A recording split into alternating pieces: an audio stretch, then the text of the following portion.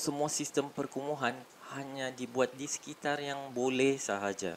Korang cuba bayangkan Assalamualaikum warahmatullahi wabarakatuh. Salam sejahtera, salam perpaduan kepada anda di luar sana konco-koncoku. Welcome to my channel.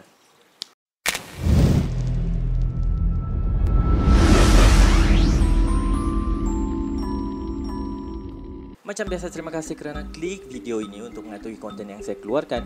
Dan bagi siapa yang belum subscribe, please subscribe dan turn on your notification untuk mengetahui konten yang saya keluarkan. So minggu ni, apa kisahnya? Kisah yang lain sikit, iaitu kisah di mana seorang remaja ni, dia telah dikurung oleh ibunya selama 26 tahun guys.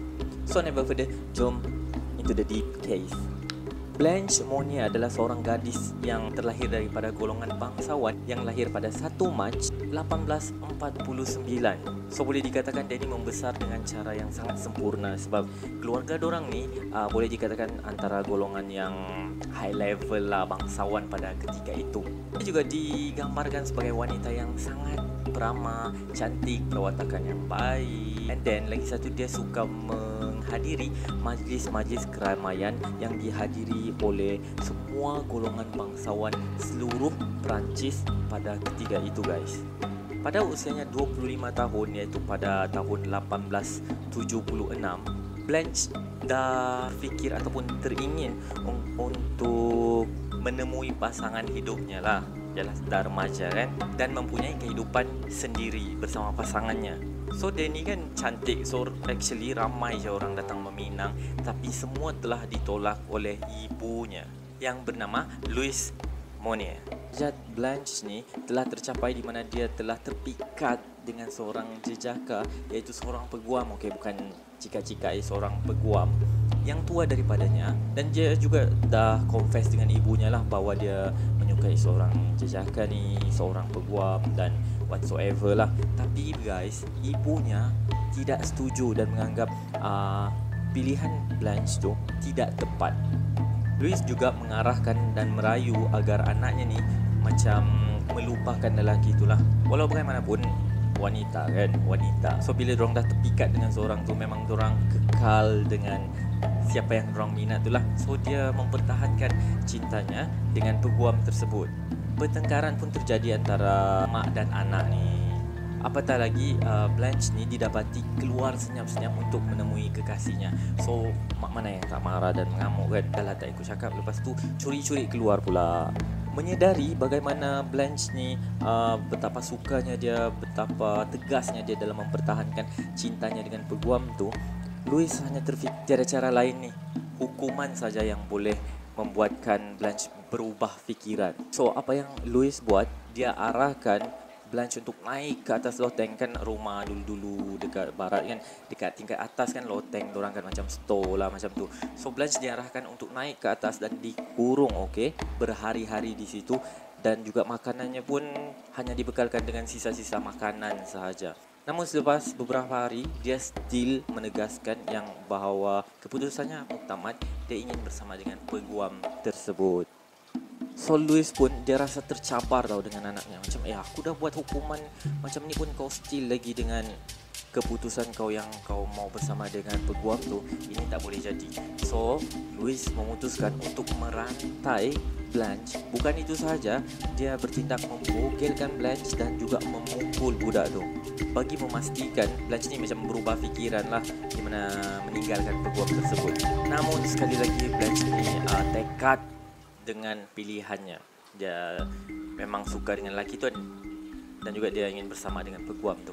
So sedar dengan ketegasan Blanche yang tak mau mendengar kata ibunya, Louise bertindak lagi kejam, di mana satu-satunya tingkap di loteng tu dipakukan dan juga langsir dipasang bagi menutup cahaya daripada masuk. Hari berganti hari, bulan berganti bulan, tahun berganti tahun, ianya dah menjadi rutin. Dia hanya bergantung makanan dengan apa sahaja yang dibekalkan kepadanya, iaitu sisa-sisa makanan di rumah tersebut guys. Bukan itu saja, disebabkan belenggu daripada rantai, kan dia dirantai. Semua sistem perkumuhan hanya dibuat di sekitar yang boleh sahaja. Korang cuba bayangkan So kehilangan Blanche ni dikaburi oleh mak dan juga abangnya, okey. Macam adalah juga orang bertanya macam where is Blanche kan, di mana Blanche, kenapa tak nampak lagi. Tapi mak dan juga abangnya ni mengatakan Blanche ni melanjutkan pelajarannya di United Kingdom, dan satu ketika diorang berkata Blanche dah tamat pengajian dan mengambil keputusan untuk tinggal di Scotland. Seorang pun macam tak query sangat lah. Ialah parents dia sendiri yang cakap kan, takkanlah kau nak macam tak mustahil macam tu. So ya, situasi tu kekal macam tu je guys. Sehinggalah pada tahun 1885 masih juga macam tu. Walaupun peguam yang disukai dan digilai oleh Blanche ni telah meninggal dunia, yakni 9 tahun selepas dia dilaporkan hilang. Bukan dilaporkan lah, dia dikurung. So tiada siapa yang tahu dan tiada siapa yang ingin menyiasat kehilangan Blanche ni. Sehinggalah pada satu hari seorang individu yang tidak dikenali telah memberikan pesanan sulit guys kepada pihak polis yang mengatakan ada seorang wanita yang dikurung dalam rumah sekian-sekian dari bila dan sampai bila. So individu tu melaporkan pada tahun 1901. Pihak polis dan juga penyiasat percaya bahawa surat tersebut ditulis dan datangnya daripada pembantu rumah keluarga Monier yang berkhidmat di situ. Pada 23 Mac 1901, polis pun mengambil keputusan untuk menggeledah dan menyiasat memeriksa rumah keluarga Monier. Walaupun mereka tahu macam mereka akan mengalami kesukaran sebab keluarga tu keluarga yang bukan alang-alang lah, elit lah, bangsawan. Tapi mereka terkejut sebab Louis dengan tenangnya membenarkan mereka masuk dan membenarkan untuk rumahnya digeledah. Pada awalnya kan guys, dorang tak menjumpai apa-apa yang pelik tau. Macam tak ada pun, okey je, normal je rumah ni. Sehinggalah satu pegawai ni terbau something yang sangat busuk tau, yang datangnya daripada tingkat atas rumah ni, iaitu di loteng lah. So semua pegawai pun pergi ke atas loteng dan mendapati loteng tu berkunci tau. And then dorang pecahkan je kunci tu. Sebelum tu dorang pastikan lah memang bau tu yang kurang menyenangkan tu memang datang daripada loteng tersebut. So sebaik saja pintu dibuka, dorang mendapati Blanche memang berada di situ guys, dengan keadaan yang sangat gelap, berbogel, dengan keadaan yang sangat kotor sebab najis dikelilingnya, okey. And bau memang tak boleh digambarkan. Beratnya pula menyusut kepada 25 kg saja guys. Dan juga waktu tu Blanche berusia 50 tahun. Dia juga didapati tidak mampu untuk berdiri ataupun berjalan sebab ialah dirantai bagi tempoh yang sangat lama, iaitu 26 tahun 2 bulan. Dengan penemuan tu, tangkapan pun telah dilakukan ke atas Louis Monier yang berpura-pura tenang di ruang tamu lah pada ketika itu. Ala-ala bangsawan, serta abangnya juga pada ketika itu bekerja sebagai peguam yang berumur 50 tahun plus lah, belum berkahwin dan menetap sekali dengan dorang pada ketika itu. Bila siasatan dilakukan, kedua-dua dorang ni, Louis dan juga anaknya ni Marcel, masing-masing cuba untuk mempertahankan diri. Namun Marcel, iaitu abang Blanche ni, menyifatkan apa yang berlaku ni sebenarnya rancangan daripada ibunya dan dia tidak kuasa untuk menolak ataupun menentang apa yang diarahkan oleh ibunya. So Marcel sebenarnya terlepas hukuman 1 tahun daripada hukuman yang sepatutnya dia alami selepas hakim mendapati Louis lah sebenarnya yang memanipulasikan anaknya untuk bertindak sedemikian. Menurutilah apa dia cakap. Louis Monier pula dijatuhkan hukuman penjara guys.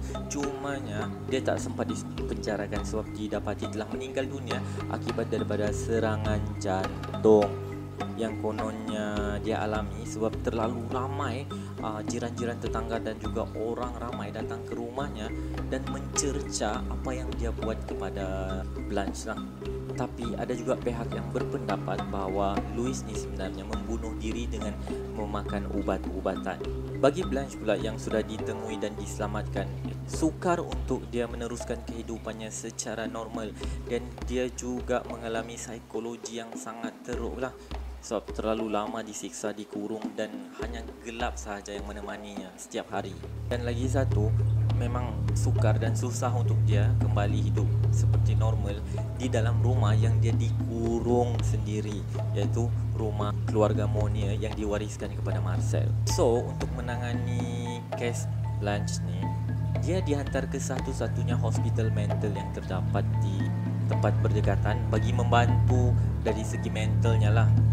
Blanche pada ketika itu disahkan mempunyai perangai yang pelik di mana dia gemar untuk memakan najisnya sendiri guys. Ialah 26 tahun, itu adalah rutin hariannya memakan najis sendiri. So dia terbiasa.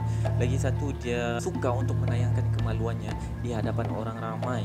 Dan paling last sekali, dia disahkan suka ataupun sering berhalusinasi. So disitulah Blanche ditempatkan, di mana gadis wanita yang cantik, yang bijak, berwatak menarik pada mula-mulanya, dan menghadapi cinta terlarang, menghabiskan sisa hidupnya di hospital mental selama 12 tahun guys, sebelum, dan pada ketika itu umurnya 64 tahun guys. Dan ya, berakhirlah kisah seorang gadis cantik, bijak, perwatakan yang menarik yang telah dikurung oleh ibunya sendiri selama 26 tahun guys. So apa pula pendapat korang di luar sana mengenai case ni? Ataupun korang ada cerita ataupun kisah-kisah yang lain yang ingin saya sampaikan, just komen di bawah ataupun direct DM di Instagram ataupun Facebook yang saya letakkan linknya di bawah. Jangan lupa untuk ambil pengajaran sebanyak mungkin, okay? So ya, sehingga berjumpa lagi untuk next video. Jaga diri, jaga akhlak. Assalamualaikum. Entah memang.